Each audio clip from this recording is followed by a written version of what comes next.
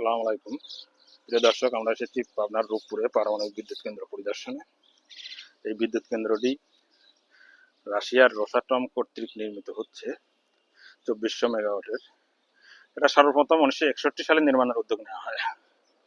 পরবর্তীতে পাকিস্তান সরকার এটা বাতিল ঘোষণা করে। দেশ স্বাধীন হওয়ার পরে বঙ্গবন্ধু সরকার এটা নির্মাণের উদ্যোগ নেয়। তিনি মারা যাওয়ার পরে সেটাও স্থগিত থাকে।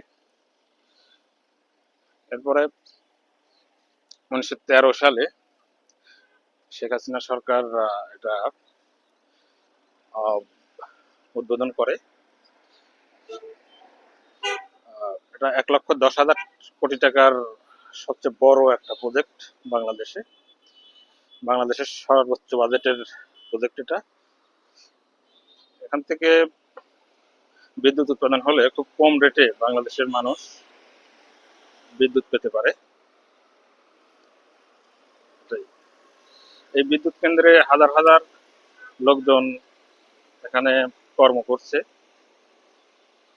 এই বিদ্যুৎ কেন্দ্র কেন্দ্রিক রূপপুরে শহর তৈরি হচ্ছে।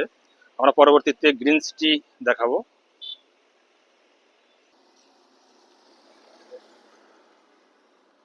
দেখেন, আমরা সমুদ্র কুলিং টাওয়ার দেখতে পাচ্ছি।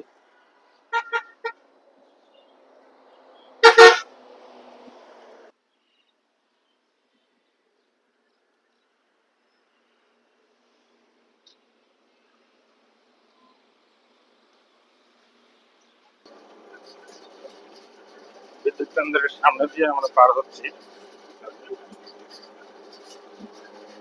এখানে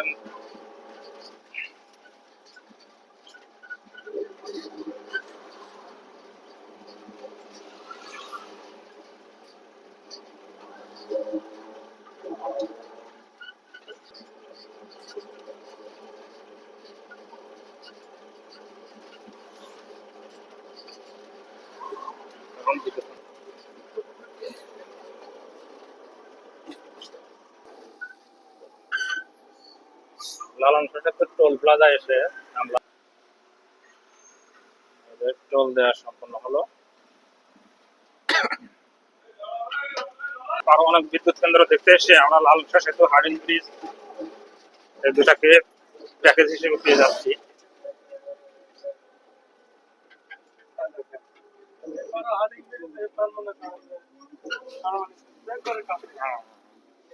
এখন আমরা পারমাণবিক বিদ্যুৎ কেন্দ্র পেয়ে যাচ্ছি। আগান।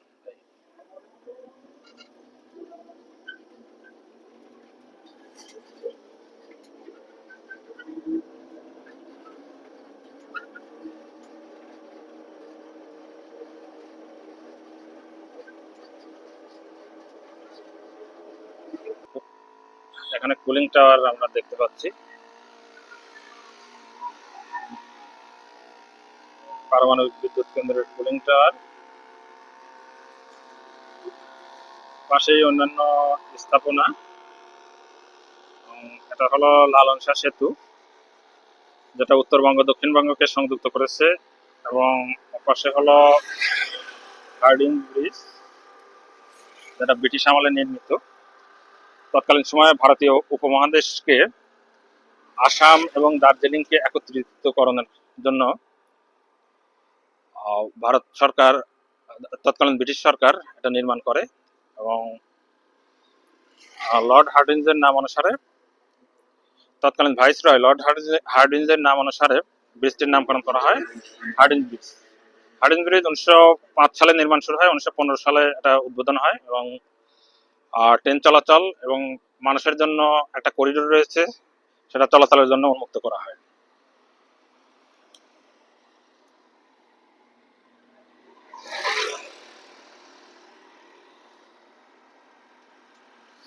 এখানে কেউ ঘুরতে আসলে লালন শাহ সেতু, হার্ডিঞ্জ ব্রিজ, পারমাণবিক বিদ্যুৎ কেন্দ্র সবই দেখতে পারবেন। এবং পাশেই রয়েছে রেলনগরী পাকশি। এই পাকশিতে গেলে ব্রিটিশ আমলে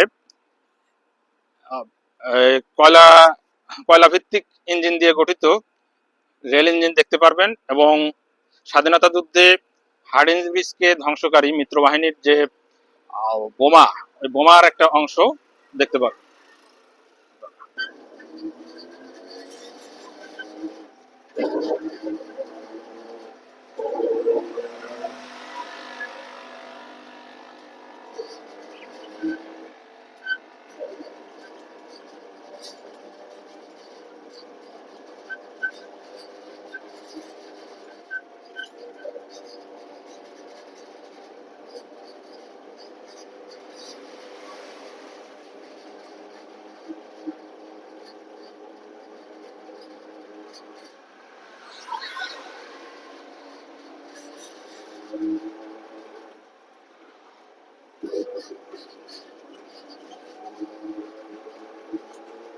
একদম ব্রিজের মাঝ বরাবর একটু রাখেন, একদম মাছ থেকে একটা ভিউ নিব।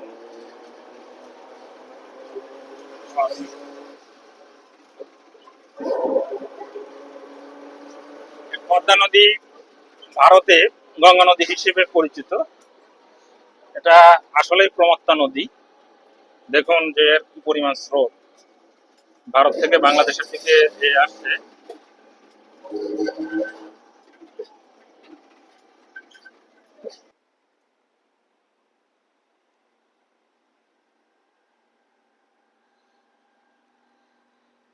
দেখুন পদ্মার কি স্রোত।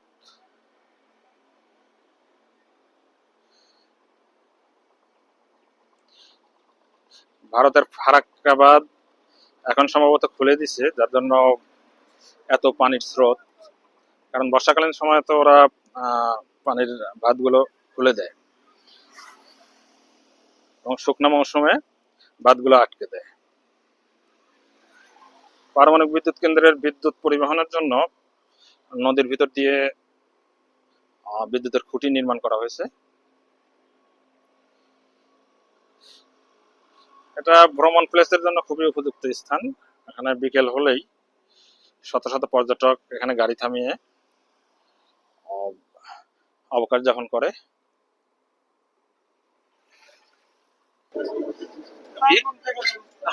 ভিউ, প্রিয় ভিউয়ার্স, সাবস্ক্রাইব করতে ভুলবেন না।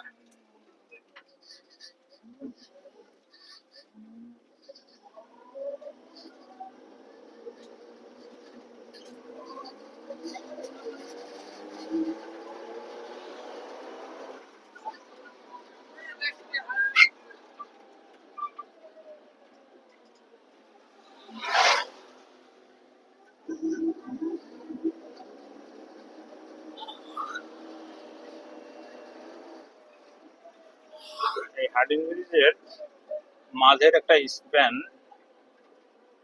ধ্বংস হয়েছিল মিত্রবাহিনীর গোলার আঘাতে, যেন বিজয় ত্বরান্বিত হয়, পাকিস্তানি বাহিনীকে যেন বিপদে বিপদে ফেলানো যায়। দেখুন যে পদ্মার আসল রূপ, কি পরিমাণ পানির স্রোত এই সেতুর নিচে।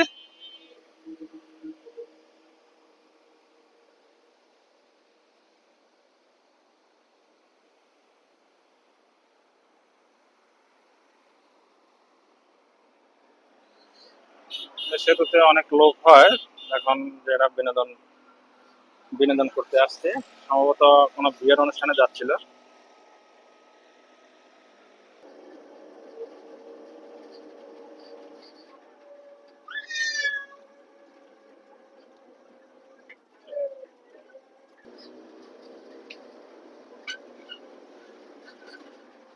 প্রমত্তা পদ্মার কি স্রোত।